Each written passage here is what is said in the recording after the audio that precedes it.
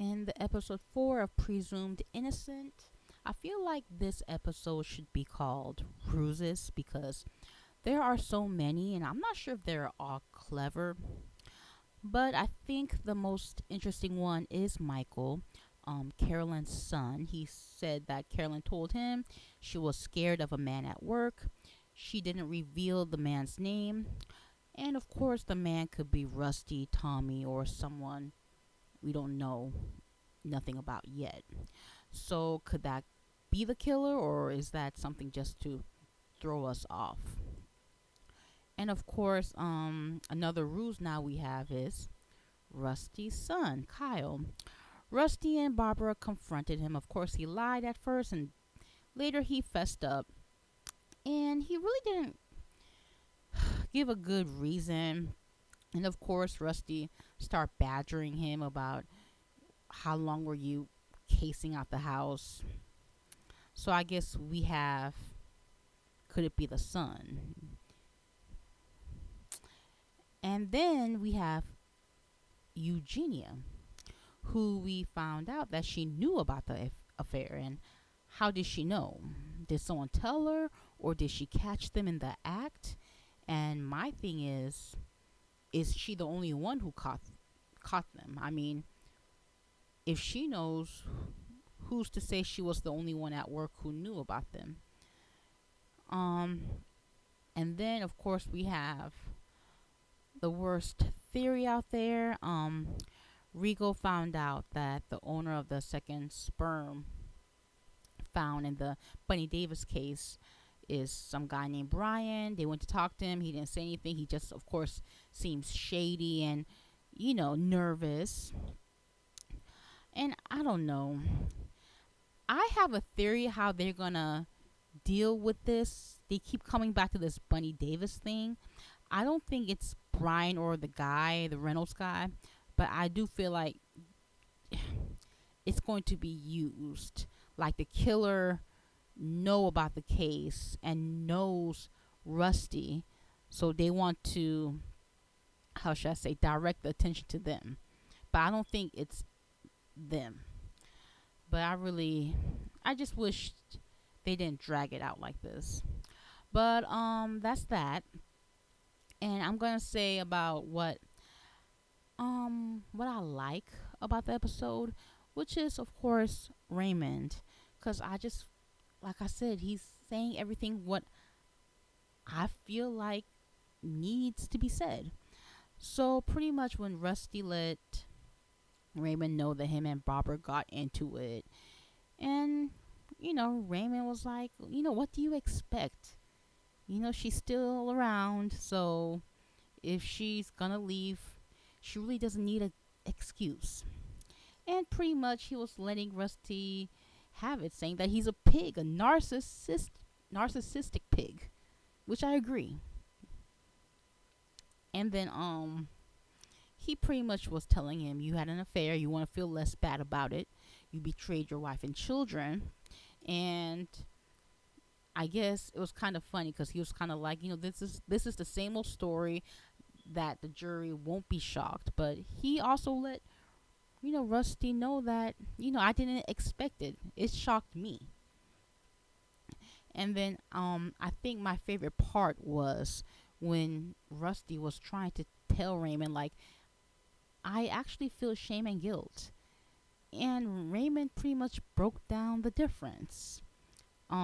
Shame is something you put on yourself, and guilt is more like feeling the pain you cause others.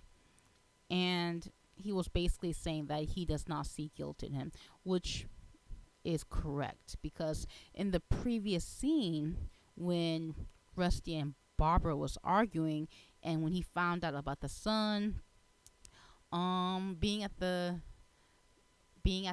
place of Carolyn's when she was murdered, Barbara was telling Rusty, like, I think our son needs therapy.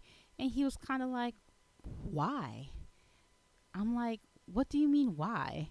So he's basically asking, why does his son, who knew about the affair and possibly stalking his mistress, need therapy? And to be honest with you, he probably needed therapy anyway. He's only technically 15, even though he looks older in the show, but he's only 15. And if your father's on trial for murder, that murder for that alone needs, I feel like, therapy.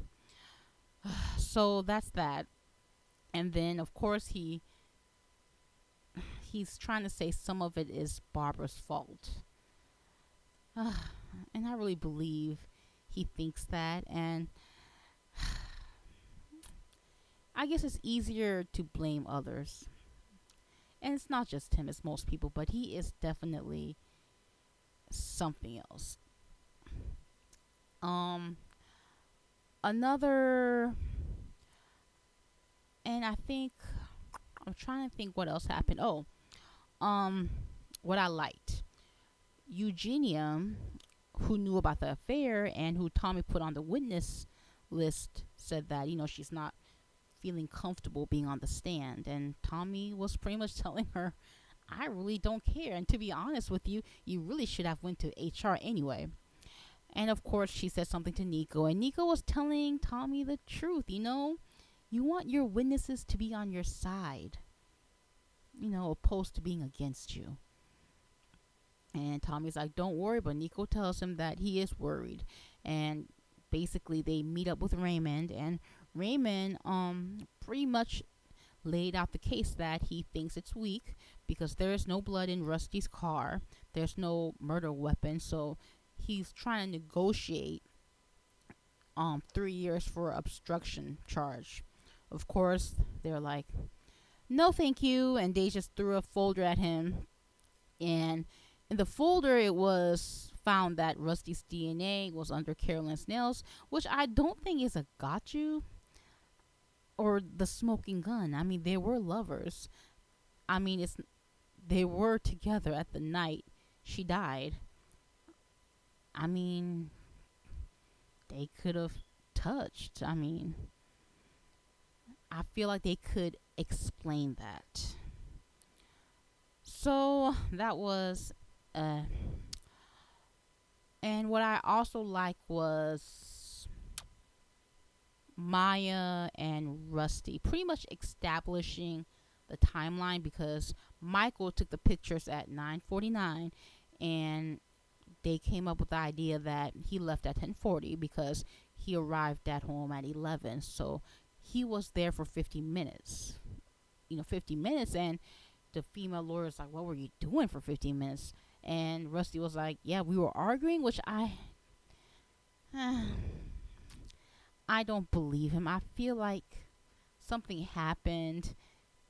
He's hiding it. But whatever. But Raymond was like, well, maybe, they slept together and argued, but I felt like something happened.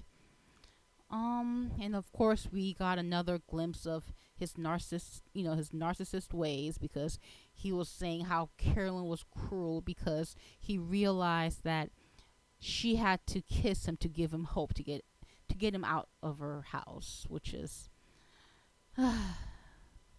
yeah, he's a piece of work.